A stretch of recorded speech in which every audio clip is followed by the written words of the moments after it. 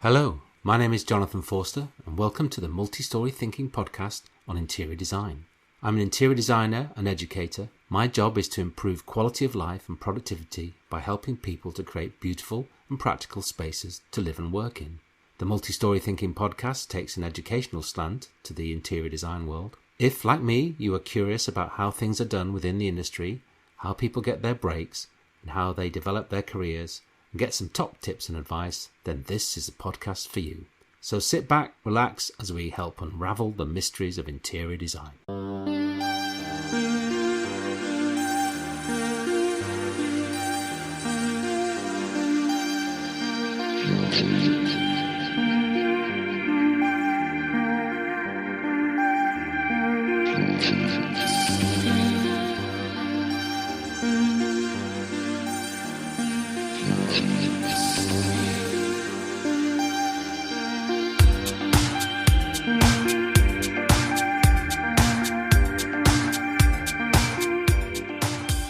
Nicole Lashae Ben is the CEO and founder of Thrive in Design, a consultancy dedicated to helping interior designers and product manufacturers embrace human-centered design principles with the aim of helping design-driven brands stand out, sell effectively, and scale strategically. Graduate of Syracuse University and the Savannah College of Art and Design, she founded Thrive in Design to help interior product companies boost brand awareness and revenue. Spoke to Nicole via Zoom in June 2025. In this episode, we discover how a college research project prepared Nicole to help design companies deal with the challenges of the pandemic, the importance of working your networks and making authentic connections, how an entrepreneurial approach and business mindset shifts can help develop your business, the role her podcast has as a platform for collaboration and thought leadership, and why, if you want to develop your business, you need to ace the journey.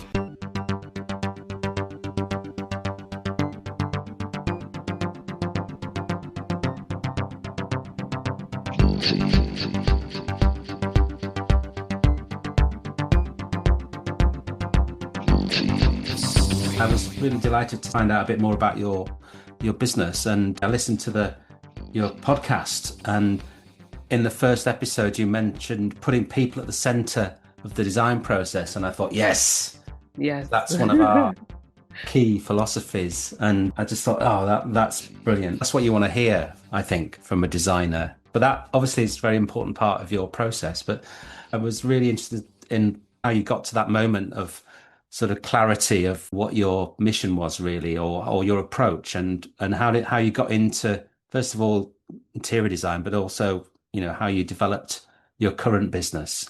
Yeah. So it's been a very long journey. I decided to pursue like a career in the interior design industry when I was just like 12 years old. I Right. remember Yeah. just watching television, seeing like home makeover shows and saying, I want to make people happy through like transforming their spaces. Yeah. And so that was like the initial decision. And of course, that led me to like go on to college and study interior design and then go on to get my master's in design management. But for me, I think a few things really clicked, like college, post-college, and then into my career to get to where my business is now. The first thing in college, when I was studying interior design, of course, that is always human-centered, right? Because you're designing spaces for people, whether that's residential, you're designing a hotel, a workplace, what have you. You need to understand who are the people that are going to be using this space, what are their pain points or what are their needs, and then how can I solve that through a solution? And sometimes that could be through technology. Sometimes that could be through interior design. Sometimes that could be through a business idea. And the outcome for me, it really didn't matter what the outcome was. I just loved the process. And then for me, I then realized, oh, this process is called design thinking, right? And so that led me to get my master's in design management and understand how to use design thinking and research processes to develop product ideas, service ideas, and strategies on how to bring those to market. And so then I went on, started my career and I worked for a lot of different interior product manufacturers. So they were making products for the industry. So anything from laminates, textiles, wall coverings, and all of those things. So I was really on the side of, okay, we are developing these products and putting them out to market, but how can we, one, um, get the messaging, the marketing, and the strategy to resonate with an interior designer so that they are choosing the right things for whatever type of project they are working on. And so then, long story short, I learned that what I really wanted to do is that process specifically related to the interior design industry. So from 12 years old to plus like 20 years, I then created my business, which is now known as Thrive in Design. So we specifically help interior designers and interior product manufacturers focus on human-centered design for product development and the strategies on how they're bringing those products to market.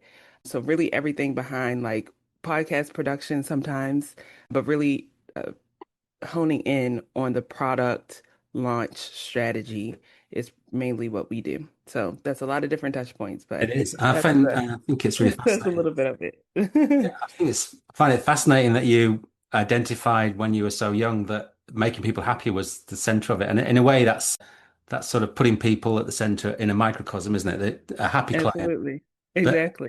at what point did you, I mean, and I think the idea of that seems quite intuitive to some people. It's the client who's important, but then to discover there's a whole design approach that Hmm. supports that must have been quite exciting. But I'm just interested in the transition between you studying as an interior design student and then remaining in the industry, but not doing interior design. What was the point of that? The point in your life where you thought, actually, either I find this more interesting, or did it evolve sort of I organically? think it evolved a little bit organic. I definitely was in interior design school thinking, oh, I'm going to work for one of the world's top design firms. Like that's what I initially thought. Like put me at Gensler, Perkins and Will, like one of those places, and Yeah, I wanted to design. But towards the end of my bachelor's program, I remember taking a professional practices class and we had to like map out different options of what is our next step at yeah, post college. yeah, And I mapped out a couple of different things like based on my passions. I was like, okay, I really love this whole design thinking process and human-centered design. Maybe I want to like start my own business. And one of my options was actually like staying at my school. I went to Syracuse University in upstate New York and getting my master's in entrepreneurship to like pursue that in some way. While I was also in college, I was actually in a dance company. So we did everything from like ballet, modern, hip hop, etc. And I thought, okay, well, that's another passion that can be melded with interior design. And I thought maybe I'll be a production designer and I will like do the sets for Beyonce. Like that's what that was one of my options. So aim big. Yeah, yeah, those are really my options though. So I actually applied to the entrepreneurship program in the business school at Syracuse, and then I also applied for a Master's of Fine Arts in Production Design at George Washington University. I whatever was the like worst score that you can get on the I forget what the exam is called for business school, like I that's what I got. Like I did not do well. So of course I did not get into the entrepreneurship program, but I did get into production design. So before I actually went on this like path to what my business is, I actually did one semester of production design, my Master's of Fine Arts in Production Design at George Washington University, pursuing this like passion to be Beyonce's production designer. yeah, But while I was there, I was like, this is not it. Like, this is not what I'm supposed to be doing. So I went back to the drawing board, ordered a brochure of graduate programs from Savannah College of Art and Design. And when I saw the design management program, I was like, that is exactly what I'm supposed to be doing. right. And then the path kind of came to where it is today. Yeah. So what Yeah. were you studying at that design management course? What were the kind of components or the modules? Yeah, so it was a mix. It was about a 14-month program. Well, for me, because I did it for full time, but it was a mix of graphic design. It was a mix of, there was one class called idea visualization. That was my favorite class. So we had to like read different texts or articles, etc., and literally take what we were reading and imagine it as like some sort of media form. So we would have to create a graphic infographic, Mm. sometimes a video presentation. There were animations that we made. Basically, it helps me with understanding how to tell a story Yeah. visually to people that are not visual. Yeah. And Yeah. that happens a lot with my clients right now. They might be in the design industry, but they're not typically visual people, like off the bat. So Yeah. that was one class. We had like marketing strategies classes. So we would have to take a business idea, whether that be product or service, and come up with a go-to-market strategy on how we're going to get that out there to the world and to a customer base. We had our like capstone project. We had to choose something, like some type of topic that we were passionate about. And mine actually was collaboration at a distance before, years before the pandemic, Mm. when the world shut down. And I was really intrigued by like how can people collaborate at a distance, and have remote work. So I actually just like found an organization that was already doing that, research, applied research methods like observation, did the marketing strategy, the branding, and all, etc. So, yeah, so it's basically a mix of just like understanding people, understanding how you can tell a story behind the solution that you're coming up with, and developing strategies around all of the different touch points, whether that be the graphics that you're doing, the marketing strategies.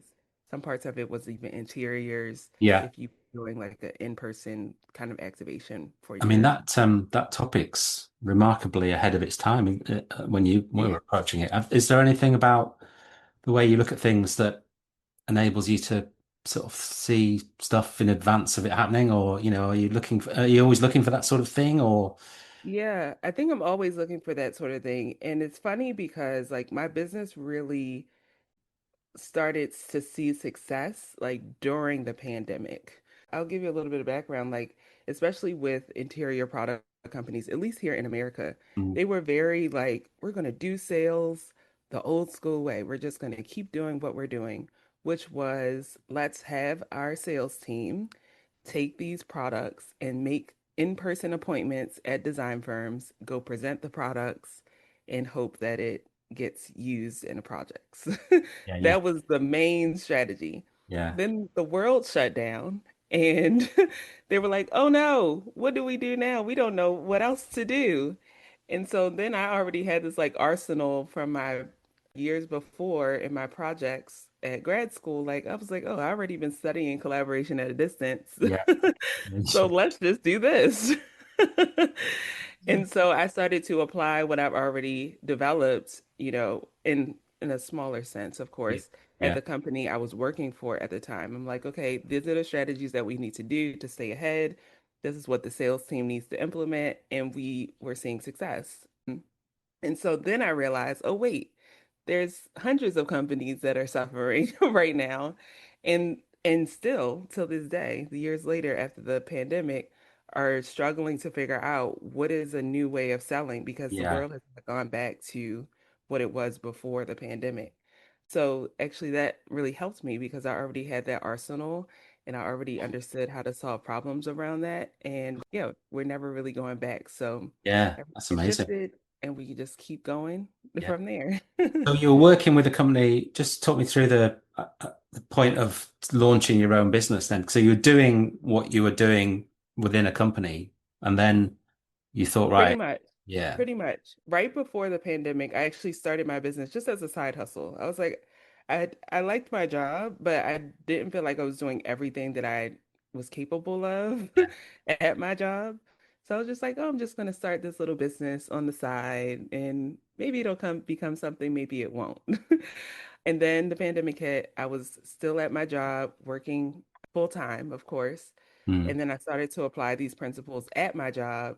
And then I had this light bulb moment like, oh, wait, like I can be applying all of this to clients at a yeah, bigger yeah, scale yeah. within my business and made the transition slowly but surely. And I've been full time in my business for a few years now. That's amazing. I Yeah, think the pandemic has been a catalyst for all sorts of businesses and changes, and whether that's forced upon people with being made redundant, or they just suddenly see an opportunity. So it's really great to hear that story. absolutely. Yeah. And so how did you go about finding clients and trying to pitching your skills? Yeah, initially it was actually kind of hard because people were like, "What are you talking about?" And "Who are you?" and "Why are you talking to me about this?" Yeah. But then I think I'm trying to think what happened with I can't even remember who my first client was, but I know the trajectory of like a good cadence of clients has come from just my network and Mm. building up confidence to pitch myself Yeah. and keep going after I get no's and keep going after I get no's. So for me, I started with like, okay, who do I know in my network that is either my ideal client or that could introduce me to my ideal client for introductions. Yeah. So I started there. And then it has really most of my business has come from referrals or just being very active in organizations in the industry. So I'm an active member of like NEWH, which is the Network of Executive Women in Hospitality. And that's a huge network Yeah. within the hospitality design industry. So yeah, just being active, keep going because I got a lot of no's. I still get no's or not right now. It's just a matter of just like, okay, what is my goal? I really am passionate about the work that I do and just going after it Yeah. every single. Is that the secret to networking then? Some of those traits of tenacity and perseverance. Absolutely. And just being authentic, I think. Mm. For me, I feel like I've been building my network for years without the expectation to receive anything back, Yeah. you know? Yeah. Yeah. So just building authentic relationships has been very important to me. Like when I meet people, I want to know about your kids, Yeah. like what do you like to do for fun? And so if I see you again, we can talk about that again. But I think networking is all about just like pouring into other people, making authentic connections, so that on both sides, whether it's like me or you, Jonathan, you can be like, hey, Nicole, I'm doing XYZ. And do you know anybody that can help me or can you help me? And being able to have that reciprocal relationship is what networking is all about. Yeah, I agree. I think it's a difficult thing to do. I think to take full advantage of it. I mean, I do a bit of networking, and I think I'm much better than I was years ago. But it does take time, doesn't it, to build those Absolutely. connections. Yeah, for sure. And are you doing that in face to face, or do you have any virtual networks that you involve? Some face to face, of course. I try to go to at least like one in-person event per month. Right. Like Yeah. that's my goal for the month to do in-person networking. But honestly, social media has been a big part for me. Instagram and LinkedIn are the main platforms that I'm on. Yeah. So anybody that I'm like close with or even not so close with, I actually take the time every day to go on social media to scroll through things, engage with people online, and I have a really good memory too. So I'll remember stuff that people post and start conversations or send them a DM in reply to what they're posting. So it starts there for That's me. very dedicated of you. I mean, I think lots of people probably spend the same amount of time just scrolling through, but without Yeah. actually doing anything. Do you know? Like, Right. That's the part. You have to do something yeah, when you're the scrolling. action. Yeah. It's all about taking action. So, part of what your approach is that this ACE process. Do you want Yeah. to talk me through how that came around? I mean, it's a great acronym. Um, Yeah. and what's the process of implementing that and Yeah. with your clients? Absolutely. So, as I mentioned before, there has been this shift in the world, and of course, the interior design industry and how the interior product companies were selling. Um, and most of them were not using design thinking or any human-centered design to come up with a launch strategy. They were just like, here's our product.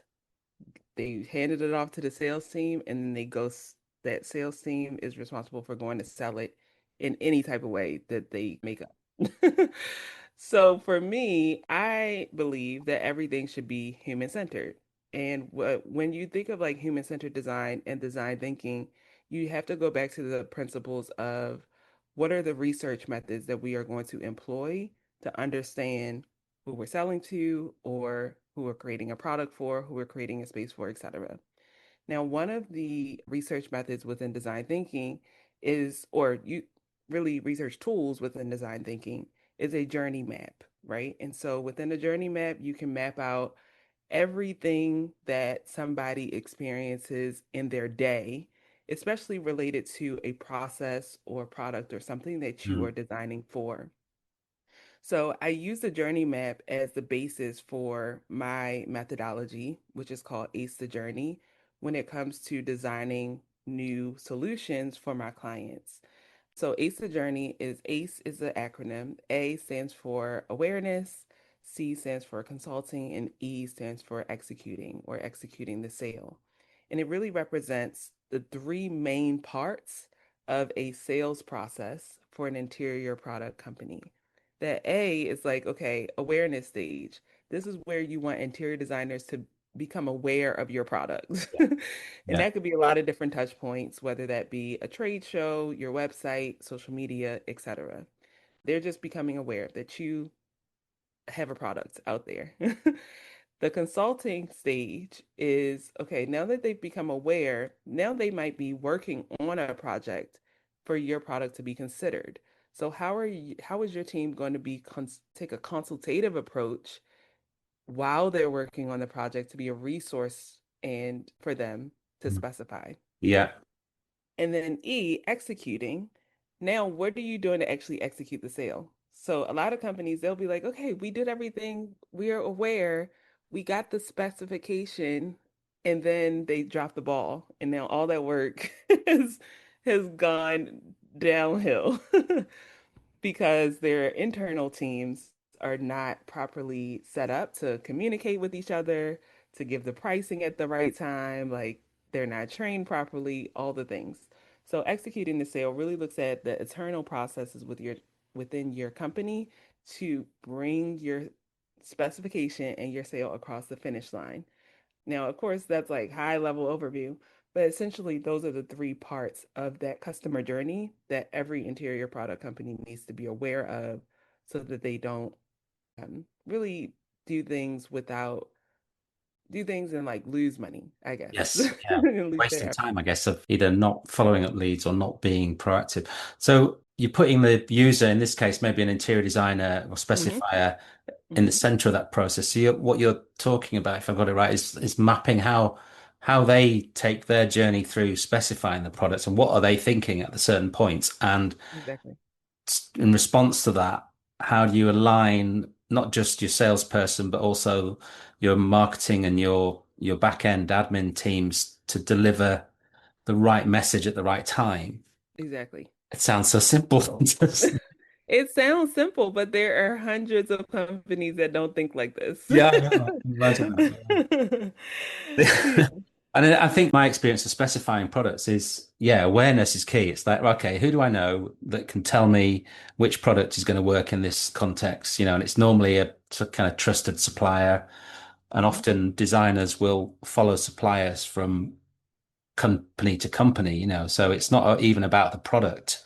It's Hmm. the relationship with the person. So, I mean, it's an interesting slant on specification then, isn't it?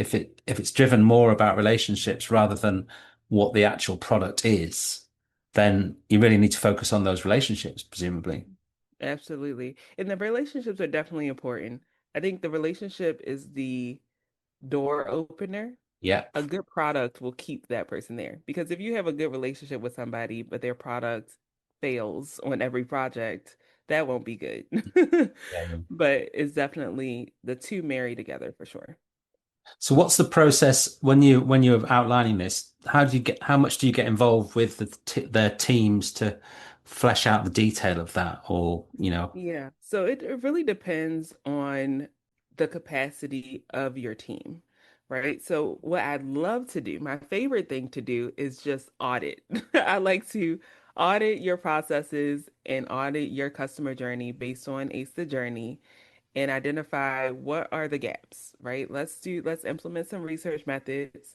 Let's come up with some insights and identify the gaps and then come up with a strategic plan on what you need to do to like better each portion, the A, the C, and the E. Yeah. And then I prefer if you have the capacity for your team to basically like train your team in each of those categories on what they need to do and basically handhold everybody through the process of implementing the strategic plan that we have developed. That is my ideal service package that we have at Thrive and Design. Yeah. But a lot of the times, the team is very scarce. So, especially in the awareness stage, people are like, okay, yes, we want to like show up on social media, or we want to like have this really great trade show booth and strategy to attract people and convert clients, etc. But we don't have the capacity here in our company. We don't have designers, we don't have any of Mm. that. So we do have a team at Thrive and Design. We have a small client services team that essentially will implement things for you, especially on the design end. So if you need to do a rebrand, you need to come up with new messaging, but you don't have the capacity, or you need a new trade show booth, or all of the things that go along with that, the digital or printed marketing materials, etc. Our client services team will develop that for you and basically implement it after the strategy that we create. Yeah. But yes, those are the two sides. But it really depends on the capacity that your team has internally. But we prefer to audit, Yeah. research, come up with the insights, come up with a strategic plan, and help you all implement it. Yeah. That's interesting. So I was going to say how w when you get to the point of having done that audit, are you suggesting creative outcomes or ideas in terms of what they might produce at that? Absolutely. And most of the time, that's through like an interactive workshop with their team, Mm. right? So almost like a design charrette. So we'll come together because, of course, our team doesn't know as much as their team would because they're Yeah. in it day to day and probably have been working within their business for years. So we always want to have a collaborative design charrette where we're coming up with solutions and ideating options for them to test and implement within their company. Yeah. And then presumably they could either do it in-house or they could go out. They've got the choice to go with you or even, their existing other graphics or Exactly. yeah. And those outcomes, have you noticed any changes in the type of content that people have been creating, in the light of the kind of raise? I mean, it's obvious the social media has had an impact, but in terms of what sort of content and what kind of format people are finding is more successful? Yeah, I think the biggest thing has been around like trade shows. That's pretty much been trending and how things have shifted over the last couple of years, especially post-pandemic. So I think people have more awareness around creating an in-person and digital experience for trade shows, and that digital experience to serve designers that are not able to come in person, Yeah, right? So, for example, I just went to NeoCon last week in Chicago. So, of course, there were tons of different activations in person where the content development was like, okay, let's create this really amazing backdrop, this really engaging hashtag so that people are able to create content in our space that also includes our product, right? So they're able to create those memories and hopefully specify the product. But yet that also leads to, those designers that were in person posting that content or sharing it with their teams and creating a digital experience for people who were not there. So I think that's probably been the biggest trend across all of the trade shows. How can we create some sort of activation that gets people excited and gets people to like almost become their own content creator and influencer within our space or using our product. yeah, that's Um, interesting. that's the biggest thing that I've seen. Yeah, so I mean, we've just been to our equivalent, I suppose, in the UK, Clerkenwell Design Week, which is a London-based show, and I mean, it's massive. Not, I mean, in the sense of there's too much to see, I guess, ultimately. So many people in the same area and getting a feel for what's going on in the whole thing is very difficult. You've got to pick your favorite bits Mhm.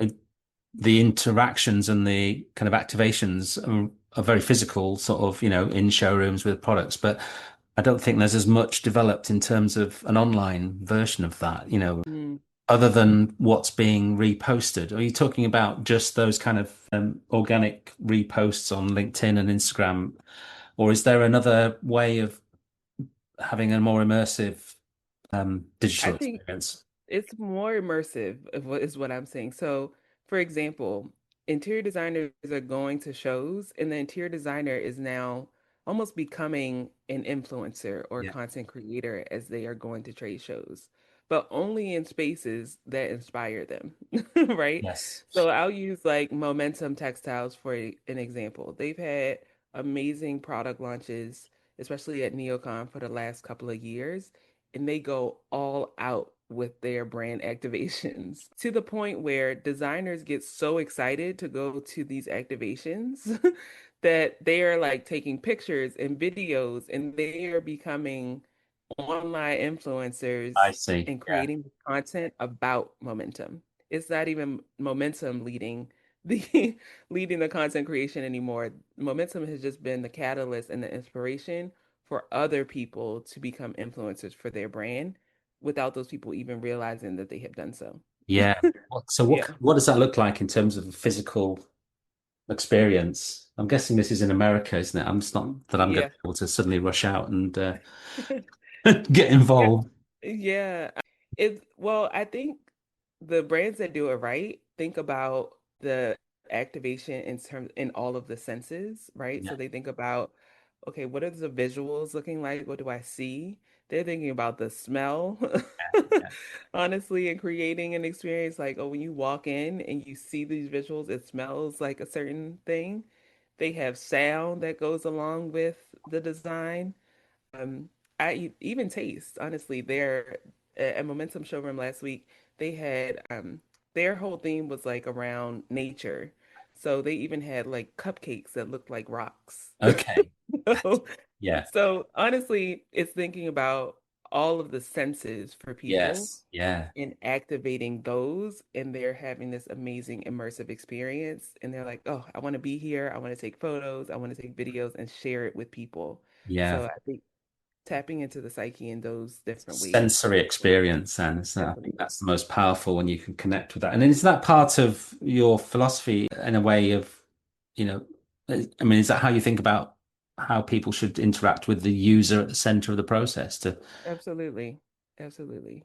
yeah, It's all connected. But I think even with like Ace the Journey for me, that is like the basis of where I start. yeah, But depending on what part of the journey that we're focusing on, if it's that awareness stage and we're thinking about your trade show strategy, of course, we're going to think, what are all the senses that we can activate for people to really be immersed in your brand? Versus it might be different for consultative stage because now the designer is actually specifying, right? So they're going to need something different than like a sound and yes, smell. yeah, So it just depends on where we are in that process and what we're ideating or recommending yeah, to be relevant to the designer in their process. yeah. That I get. Yes, it's a response, isn't it? I guess you're putting your customer, you're in the center of your process, then, aren't you? It's what's right for them in the Hmm. journey that they're taking. Absolutely. Yeah, I was interested. Slight change tack here. I was interested in your just talking about entrepreneurship and how you started as an entrepreneur selling coloring books, and um, I thought that was really great. You're really ahead of the well-being phase of coloring in books, Yeah. But how do you feel? How important? This is probably an obvious question, but I sense that entrepreneurship is a really important part of your approach, and how you've managed to get to places and develop yourself and your business. But is there enough entrepreneurship within the interior design business for, particularly for graduates? And is that something you think could be improved, or not everyone's an entrepreneur, but I feel there's a space for that, to really encourage people to think of it as a business where you could be entrepreneurial, but I'm not sure education really delivers that. Yeah. Yeah. For me, entrepreneurship has been a part of my life for most of my life. Even just seeing my mom was an entrepreneur for like most of my childhood. and just seeing her just get up and go and have the drive to just build something from nothing was an influence for me. So I probably always knew that I wanted to start my own business in some way. It was just a matter of like when that was going to happen. But in terms of the design industry, I think there's room for entrepreneurship in a lot of different facets. You just have to figure out what is a problem that's not being solved all that well right now, and what are my skill sets or what are the skill sets or even my network that I can pull together to solve that problem. Within the design industry, there could be so many things. You could think about, AI and how it's being applied to different parts of the design process. You could create a tech platform. You could create a consultative consulting company that teaches companies how to use AI. Mm. You can think about IT. Like one of my clients had a huge IT issue at their company, right? So they're a design company, but they need IT services. So there's so many different ways that you can get into the design industry or design adjacent. You just have to really be in tune with what what is the customer journey? Like one, who is your customer going to be? What is their journey? What are the pain points along that journey? And then how can you actually solve either one or multiple of those pain points to be a revenue generating business? And do you have the grit to actually pull that off? Yeah. Because entrepreneurship is a daily grind that you cannot give up on if you want your business to succeed. Both a challenge and a kind of celebration of both of them, isn't it? That it's Yeah. hard work. What do you find are the challenges of running your business or working within the industry? So many. Well, one, I would say niching down was my first challenge because I wanted to serve all the people. Like, just give Mm. me anybody that I can use design thinking with. And so for me, the first problem for me was niching down to identify who are my customers and what problem am I actually going to solve. And then getting out of my own way to think that I had to be the person, like personally, that was solving all the problems. So I had to get out of the mindset of like a solo entrepreneur and then get in the mindset of like, okay, I want to be a CEO. So how can I curate a team that can actually pull something off for another company versus what is Nicole going to do? Yeah. So that was a shift. Um, and now I think now that I'm like trying to scale my business, it's a matter of like mapping out where do I want to be in 12 months from now, or 3 years from now, or 5 years from now, and creating milestones to get there. And also finding the right people along the way that like believe in the vision of where we're going, that have the same drive, or at least some of the drive as me, that have the skill set and the training and the talents to add to the team and bring the vision to life. Those are the main things I would say. There's quite a lot there. I mean, overcoming the idea of it's just you, having to do everything. It's Mhm. quite a big step for individual designers or whatever, anybody working but by themselves, I guess. Did you have any kind of mentor support, or were you looking for guidance, or where do you go to get help or advice? Absolutely. For me, I've actually paid people to help me. Right, yeah. So I was in two different like business accelerator. Well, it wasn't even like business accelerator. It was like business mentorship programs with Yes. other women entrepreneurs. Both of them were like both women entrepreneurs, women entrepreneur led, Yeah. that guided me in different things. The first one was really like mindset, business mindset that helped me shift my perspective completely. The second one that I was in was more so the structure of my business. Now, I can deliver a service all day long, but like actually structuring my business, I did not have much knowledge Mm. about. Yeah. Right. So down to like how do I pay a contractor or you know, how do I outsource something or how do I write a contract? So I needed that as well. So those two programs that I was in really helped me shift my mindset and like shift into like, okay, I'm running a business now and not just out here delivering services as a solo entrepreneur.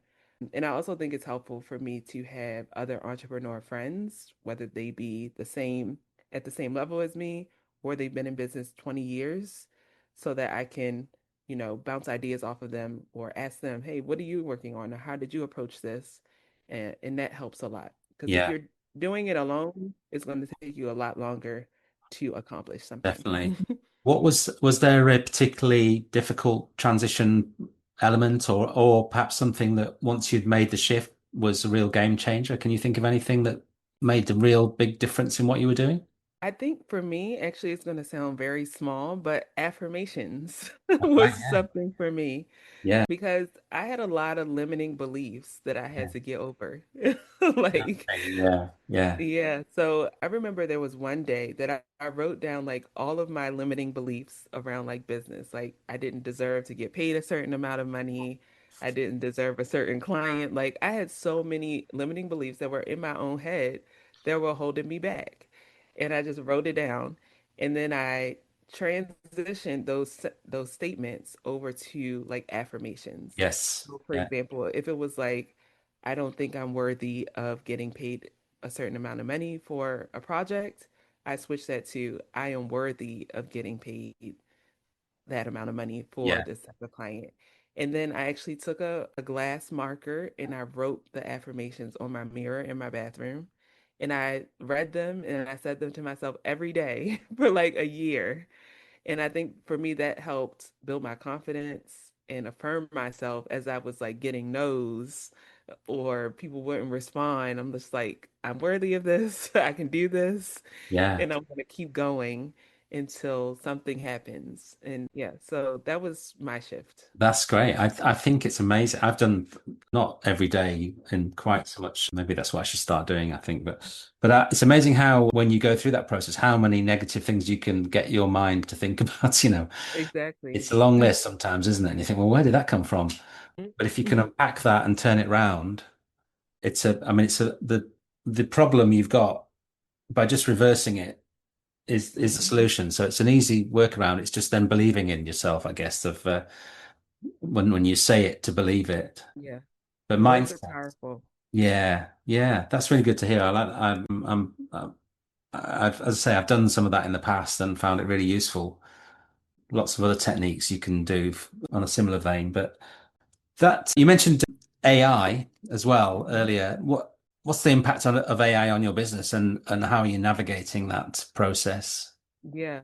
So I love AI. As I'm learning more about AI, though, I kind of feel bad for using it because, well, I'm going to just say one thing. AI uses a lot of different servers, and the servers are somewhere in the world Yeah, getting overheated and it uses water. Anyway, I don't know what the long-term effect will be for AI on the planet, which is what I'm worried about. yeah, But I will say that I do use a lot of AI within my business, not mostly for like marketing and research, mm, for Thrive Design as well as for my clients. yeah, So I'm always looking at tools on how can we research faster or at least like compile information quicker yeah, or consolidate the research that we have found into a streamlined insights that mm, we can just do it a lot faster.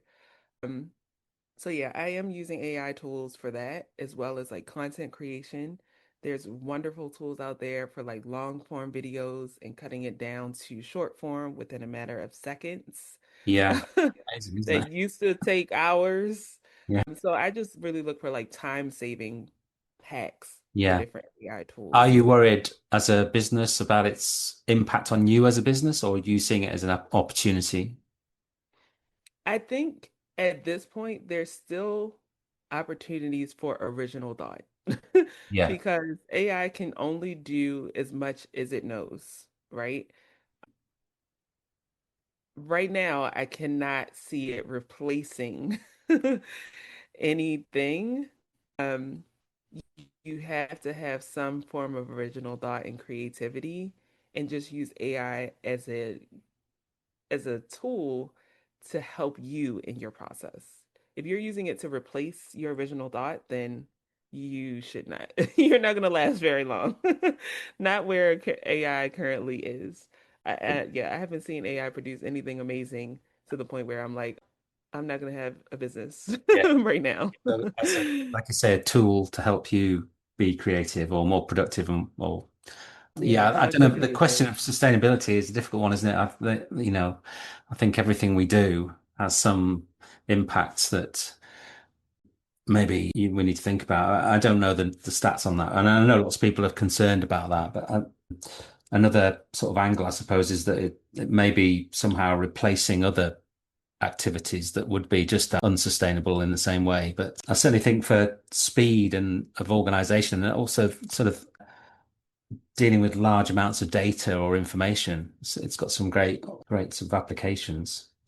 Um, Absolutely. but yeah, you've got to be able to be thinking while you're doing it. Otherwise, you just churn out all sorts of rubbish. I think that's got to Yeah. avoid Yeah. that. Yeah.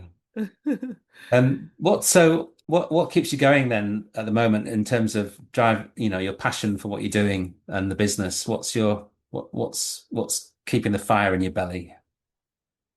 Um, I don't even know. I feel like I've always had this fire to just like do better every Yeah. day and be the best version of myself and also just like make an impact on the world.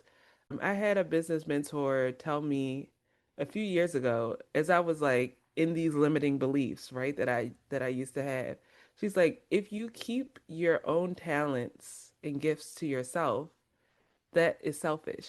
And I was like, man, you're right. So I'm like, if I keep this to myself, everything that I'm blessed with, all the talents, the gifts, the knowledge that I was put on this earth to like bring to fruition, then that's like almost a little bit selfish for me. So as a generous person, I don't want to be selfish.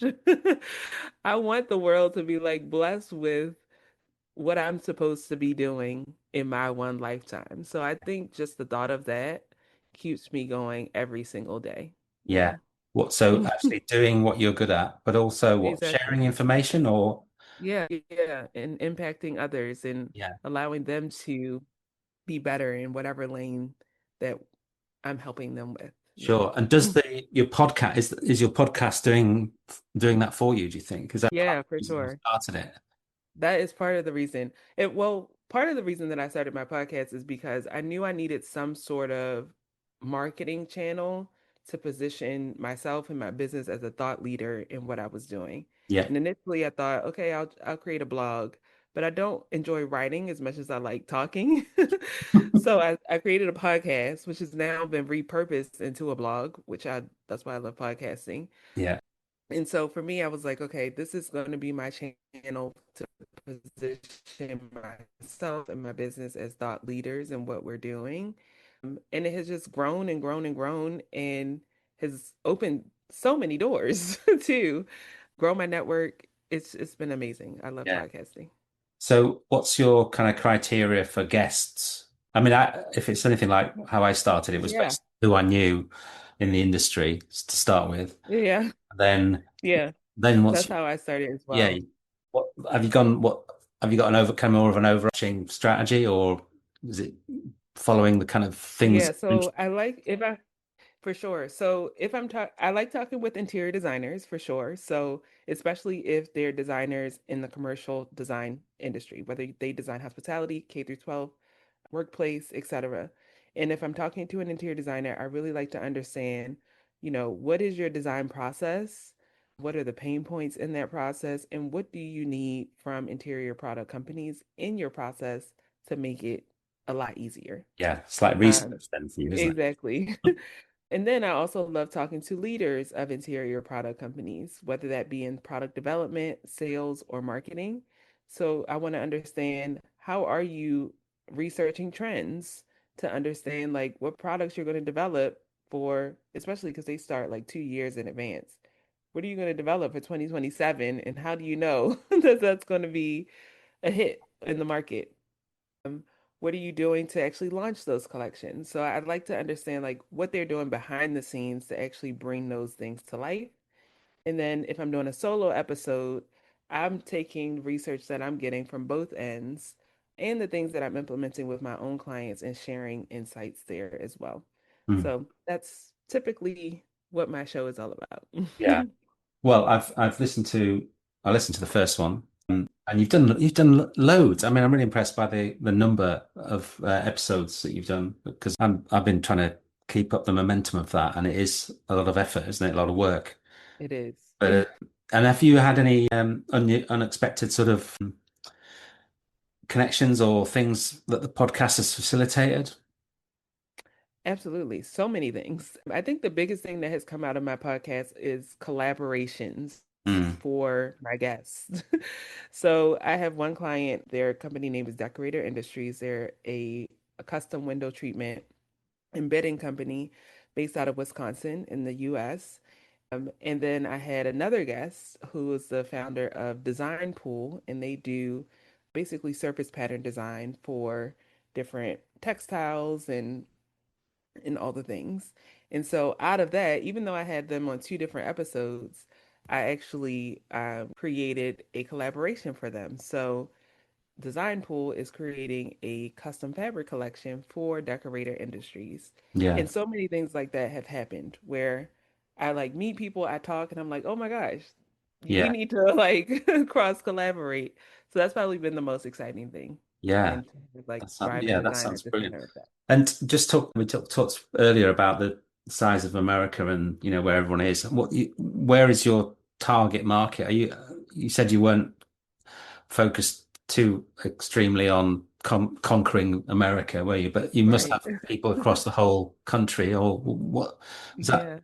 Yeah. How do you manage all that in terms of location and communications between each other?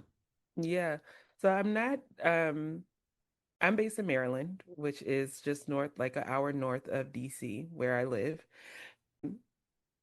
But I'm not too limited to the actual location. So for me, my ideal client is like an interior designer or an interior product company.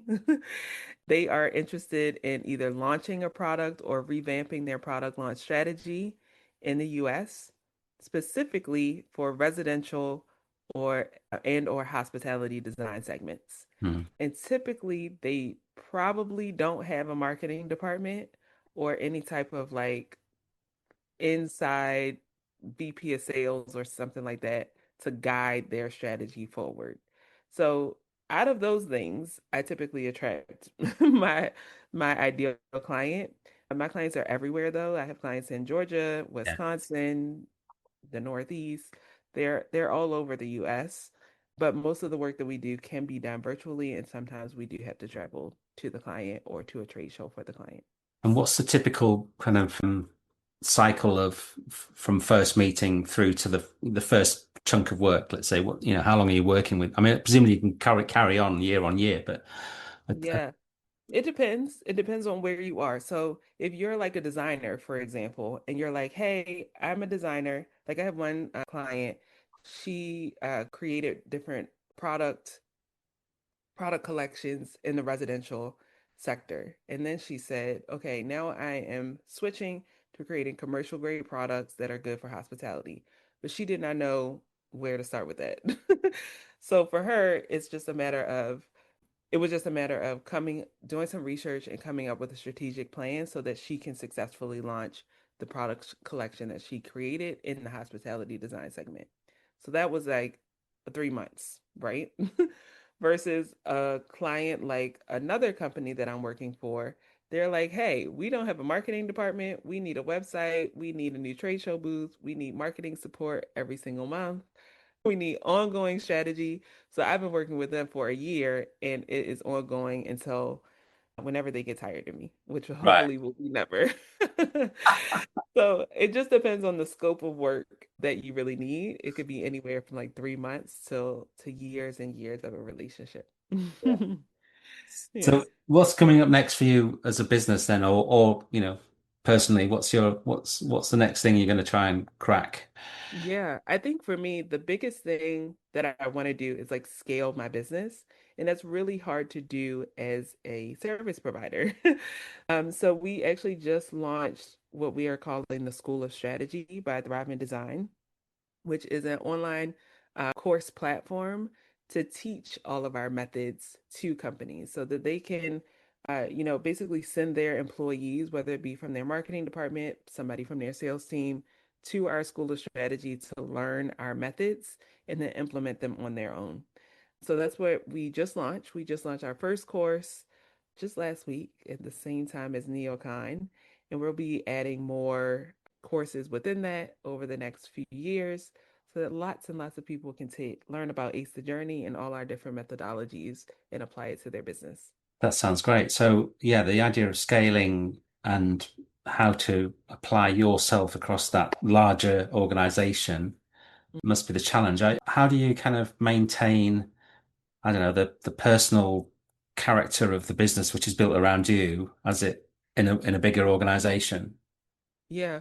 Well, the plan is we're just getting started with School of Strategy right now, but the plan is almost to create like facilitators that are similar to me, that have the background within design, that have the background within even like sales and strategy within the interior design industry, and license them as a facilitator for our I courses. see. So they Yeah. might not be able to work with companies might not be able to work with me specifically, but they will have this like accredited facilitator that has gone through our programming Yeah. and understand our methodology, and they can work with a facilitator more closely than they can work with me. Because I would like to like, eventually scale and like be on a yacht somewhere Yeah.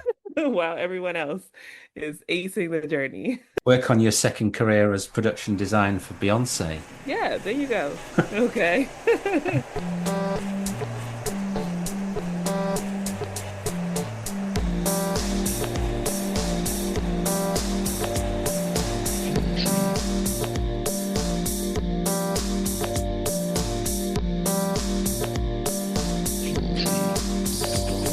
I'd like to thank Nicole for taking the time to speak to me. It's really fascinating to hear how she's developed her business and how she's used the research from her projects at college to inform the process. There's a real entrepreneurial spirit in the way in which she's seen opportunities and developed her ideas and developed her product to help people in the interior design and design product world. I love the way in which Nicole has broken down the process into relatively straightforward steps that she can deliver to her customers that provide a blueprint for the way in which they develop their products and how they analyze how best to provide a service to the consumer. I love the way she's using the podcast to further spread the knowledge and also learn from her peers in the industry and share that knowledge onwards. The human-centered approach is something that we have at the center of our design process, both at Multi-Story Thinking and also in the teaching that we do at the University of Plymouth, where we put people at the center of the design process. If you want to be a kick-ass interior designer, follow the links in the show notes to the interior design course at the University of Plymouth. I'd like to thank Dave Clark from I Am The How for production support and invaluable advice in the setting up of this podcast. Kay Hansen for her planning support and co-hosting of these and our educational podcasts for the University of Plymouth. And Mark Frith for the music. I'd love to hear your feedback on the podcast. Leave a comment or get in touch via the website or Instagram. Thanks for listening. Bye for now.